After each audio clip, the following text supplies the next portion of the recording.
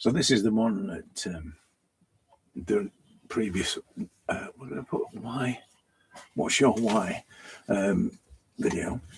Worked out quite well. I'm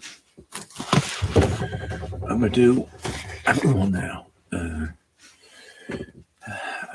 I still haven't really, I don't think I've articulated the concept of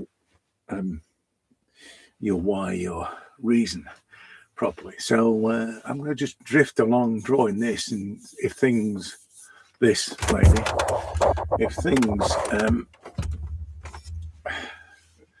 come to me, I'm going to try and get them across. And I say that I painted this one, by the way, which is weird for me because it's like I've done it already, you know. And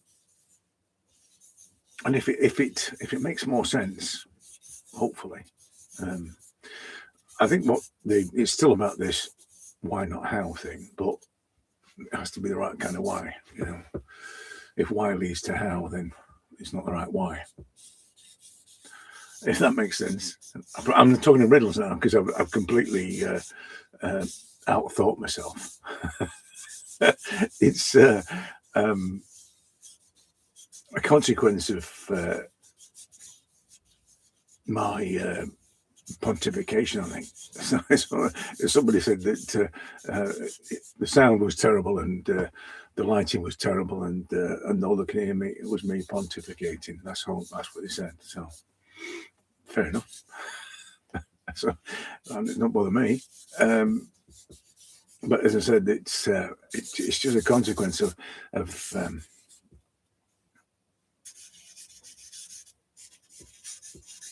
trying to analyze it too much. I think that's probably another one of the I was saying earlier about the simplicity of things. I think one of the other things is don't try and figure it out. You know, that's the thing. So I'm trying to tell you so that you can figure it out. I'm trying to figure it out so I can tell you, and it's just it's just stifling. Really, it's stifling the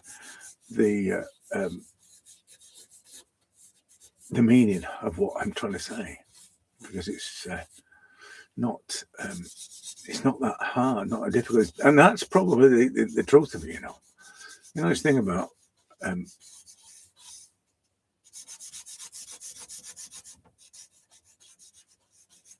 trying to overanalyze something.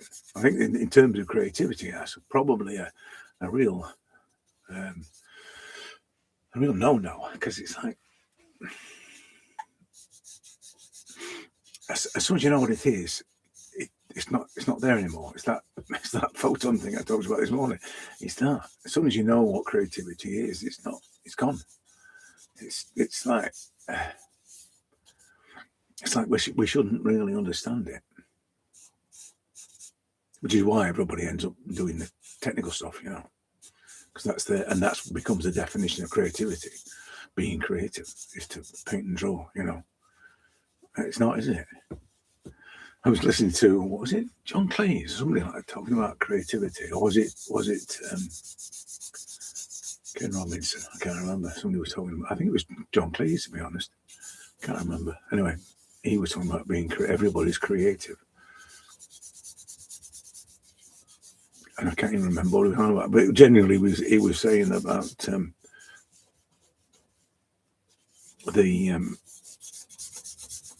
it's a force, really. It's it's not something that's. Oh, was it talent? Might have been talent he was talking about. Anyway, but I think he was sort of saying that it couldn't be or shouldn't be defined.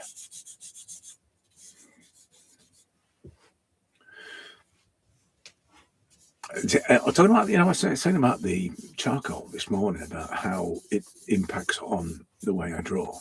This particular piece of charcoal has a strange effect on me as I'm drawing. As you can see how I'm drawing with it. It's like because it's got a flat edge and it bends. You can see it bends like it does, and it's got a flat edge on that side, then a point on some. You see how the line variance is fluctuating, which I quite like. I like line variance. I think it sort of just brings more interest to the and the thing about the line variance thing is that I remember when it was, I was doing technical illustration stuff, the varying thickness of lines could indicate, rather than it being half-toned or hatched or whatever, the variance in lines could be used to indicate tonal shifts. So when you draw a circle and there was a depth or a shadow behind the circle, it would get thicker at one point and indicate some kind of form. So I like the way that, I mean, it's not as with this, it's not as accurate as that, or it's not even intended to be like that, but it still brings a bit of more dimension to the mark making, to the to the lines.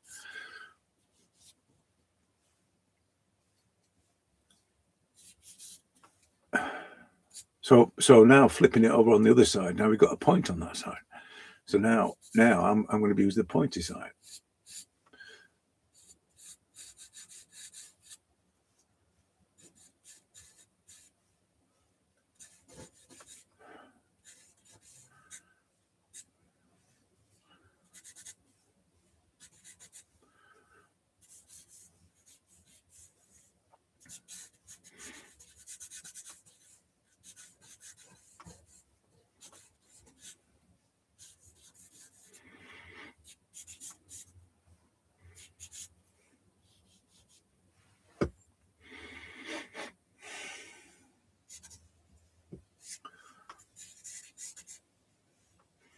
I say it's very strange. I'm back on the flat side again now. I'm not thinking about it so much. I think what's happened is over the years that I've been using charcoal like this, that's got varying degrees of hardness and softness, and all of a sudden and a very strange shape to it, and often the shape of it is a result of the application. I think over the years I've got used to flipping it around, just simply because suddenly it becomes too hard, So it's just almost like a habit now.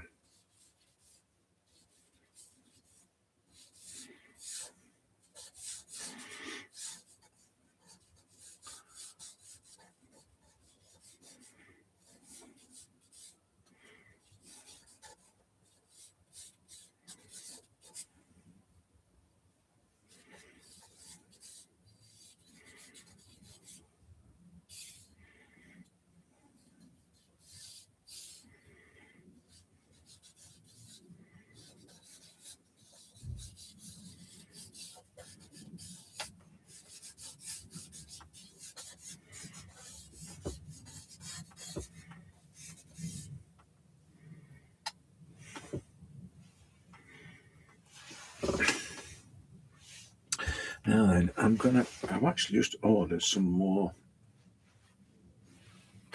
plastic rubbers, putty rubbers, because I'm on the last dregs now, really, of these things.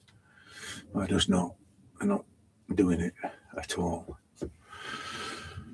So, but I'm kind of struggling with, as I did on the previous one, as you saw, it was just not going to work.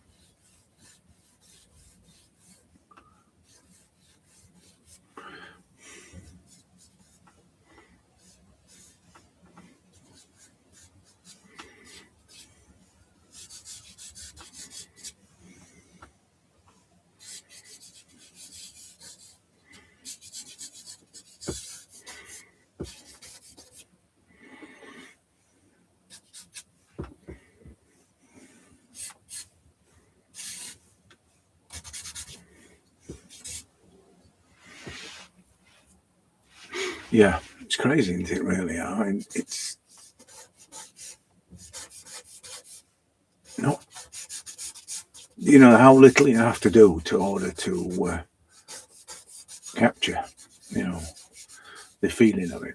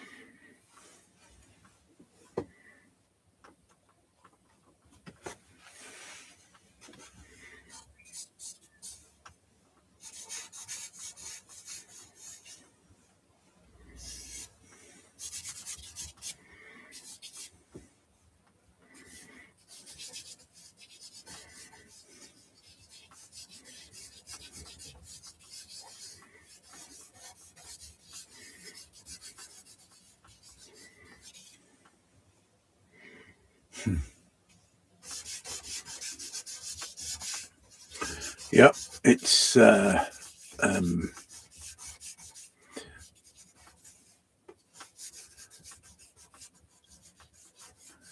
feeling of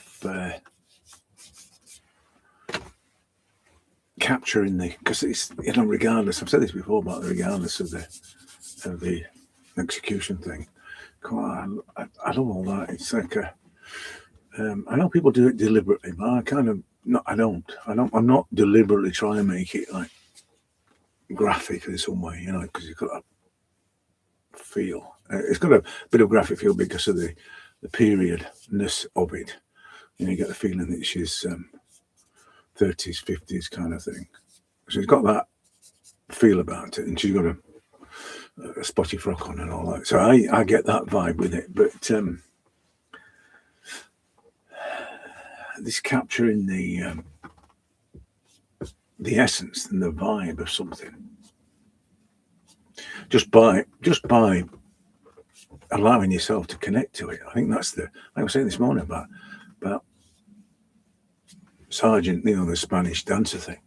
I mean, that must have been absolutely fabulous, to be in that environment and feel the atmosphere and be moved by the shapes and the shadows and the music and everything else that was contributing to that emotional response. Must have been the same for Toulouse-Lautrec, or even in Degas, in with the ballerinas, so.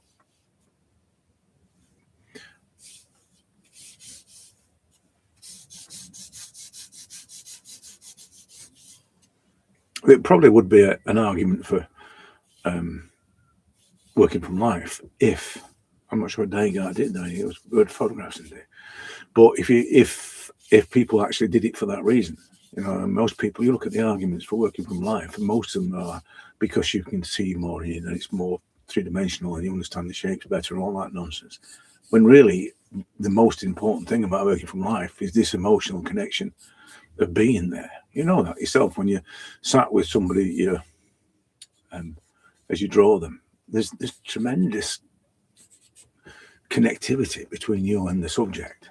That's what makes working from life work. But nobody talks about that, do they? They all talk about this seeing more thing. You know what I mean? And those that brag about, all done from life, all that sort of, they don't understand. They don't understand why working from life is so great. They just go along with the crowd. The people that say, you've got to work from life. You haven't, but it's whatever. You do whatever. It doesn't make you any less of an artist because you don't work from life. I think that's what, Jack Vittoriano had a terrible time, didn't he, with the establishment. And yet he was, and I think even now they're not accepting for what what he did.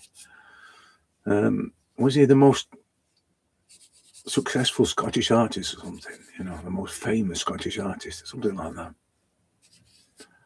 And just because he worked from photographs. I mean, even when he painted one of the Queen's daughters, or one of the Queen's granddaughters, Sarah Phillips, and he took photographs of her and worked from the photographs. He didn't do anything live with her, which is fine by me, but obviously the purists think that there's a problem with that. But I'm sure the purists are not as successful as what he was. So obviously there's a flaw in their argument. I suppose somebody might listen to me rabbiting on and think, well, I'm wrong. You're wrong. I probably am. But look at me. I don't care. So this pure response that you've just seen me do now, right, is, I suppose, a culmination of everything that makes it work for me, because it's that flow and that connection and that, you know what I mean? If things are not quite in the right place, I get them in the right place because of the dots, as you know, and the investigation. In fact, I heard somebody saying this morning that art isn't a process. It's a an adventure, an investigation and an adventure, which is the things you've heard me say 1,000 times. But this guy had done it in a, it was some, I think he was actually some renowned artist, and he was talking to a bunch of people dressed up like penguins. And I think that's probably the first time I've heard anybody actually who is a professional artist talking like that. So it's not just me. I mean, there are other people that think about it like this. Which is back to the why thing again. It's not just me that thinks that it's more than just which end you hold the brush. It's got to be more to it than that. And the thing about the more to it is that's the bit that makes it work. That's the bit that makes it fantastic. So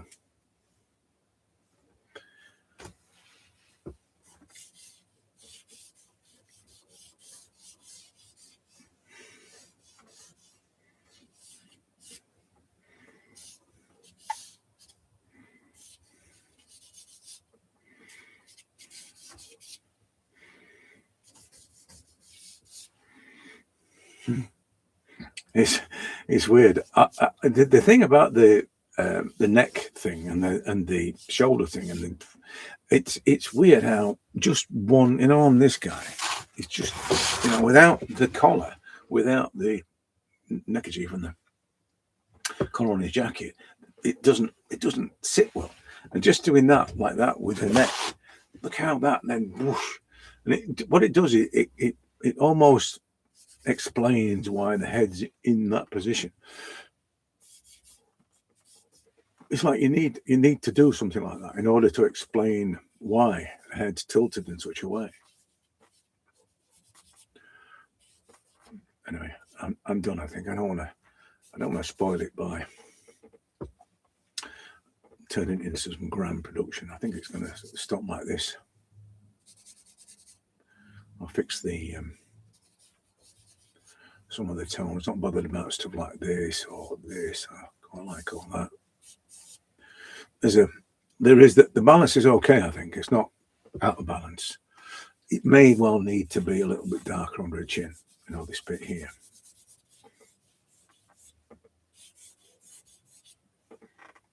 Yeah, you see that, and then there's a little bit of a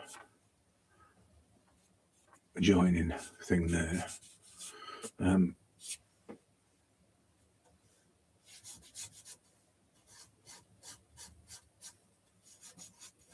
But other than that, I don't want to go too far with it. I just want to keep it nice and fresh.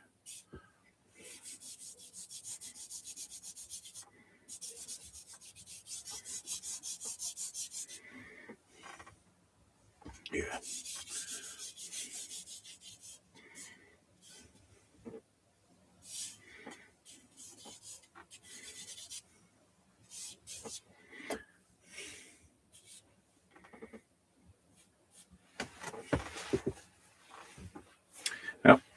Yep. Leave it now. Leave it. Leave it.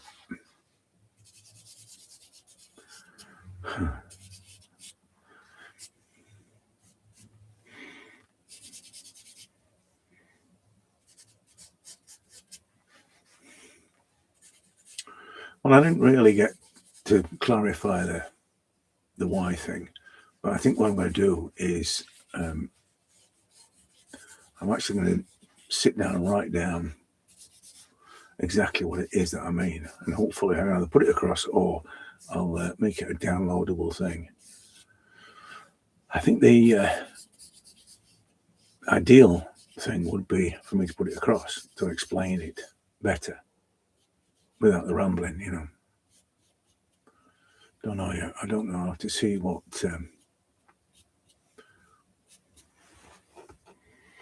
how I develop the idea. I've often thought about this being a kind of, somebody said the other day when I was talking about the book that it should be about the mindset thing as well. The thing about all of this, and I said that earlier, is that it's dead easy. It's dead simple. It's not complicated. It's as complicated as you want it to be. And I think that's probably the problem, is that people want it to be complicated. I expect it to be complicated. You know, the expectation of difficulty. I forget what it's called now. There's a psychological explanation for that. Harrison, my youngest, knows all about that. He was telling me about people's expectations of difficulty in relation to achievement. You know, so I can't remember what he said. He got it all worked out, and it's not him that's worked it out. It's a thing.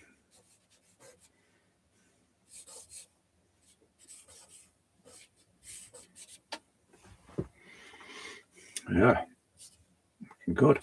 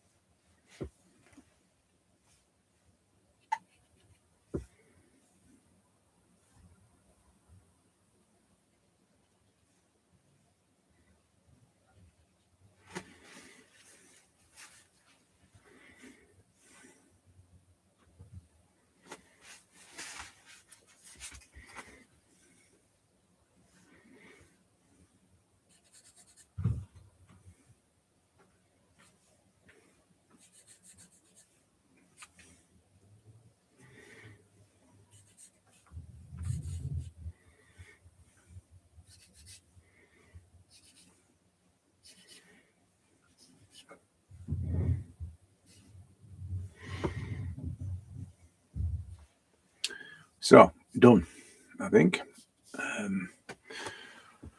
Yeah, done.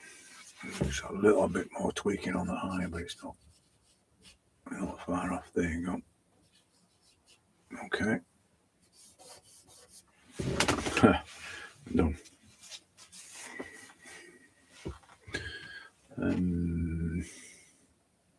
Let's just take a bit of that out of there because there is a bit of a highlight there, so I can put that in.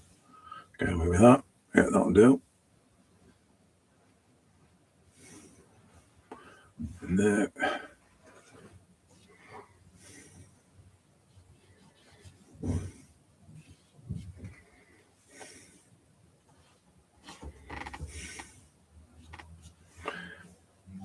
Yeah.